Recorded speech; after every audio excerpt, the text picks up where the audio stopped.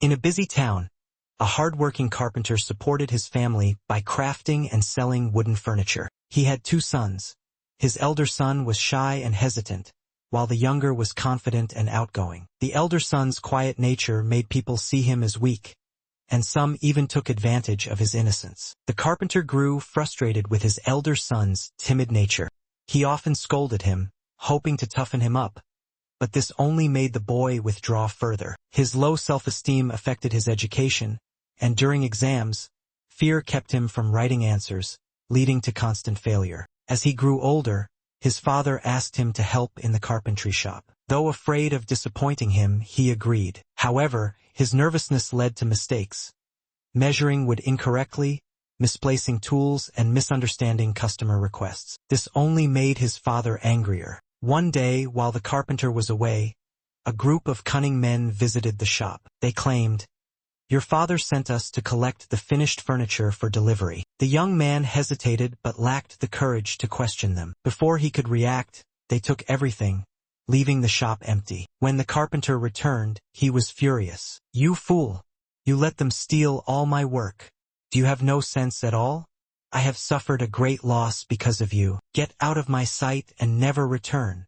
The young man was devastated. He felt worthless and completely alone. Heartbroken, he wandered to the riverbank, overwhelmed by shame. The townspeople's laughter, his father's anger, and his own helplessness haunted him. He thought, "There's no point in living anymore. I will always be a failure." Tears streamed down his face as he prepared to jump. Just as he was about to step forward, a passing disciple saw him and quickly pulled him back. "Why are you trying to end your life?"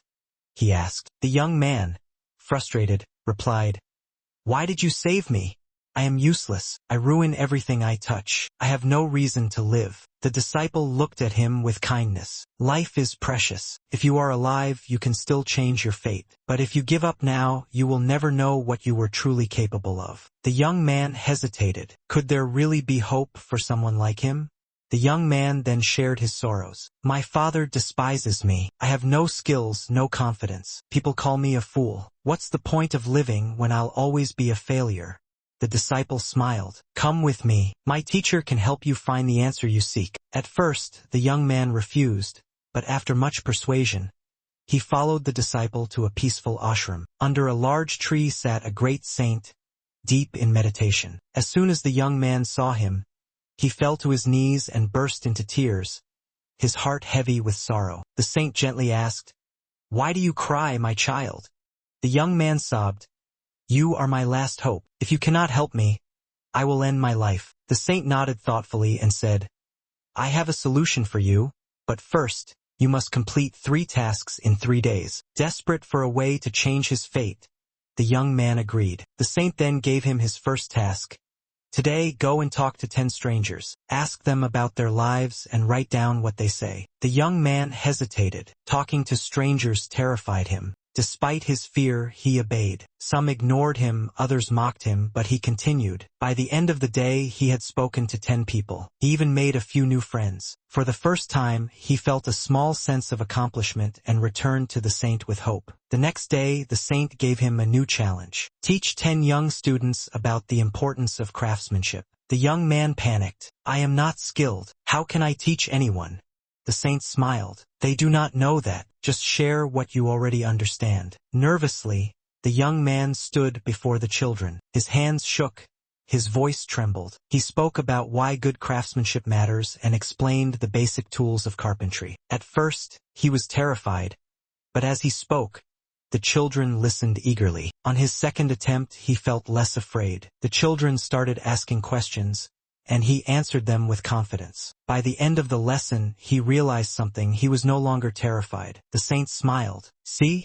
You are braver than you think." On the 3rd day, the saint gave him the hardest task yet. "Return to your father and ask for his forgiveness." The young man froze. "No, he will never forgive me. I cannot face him." The saint firmly said, "If you refuse, I will not give you the final lesson." Gathering all his courage, the young man returned home.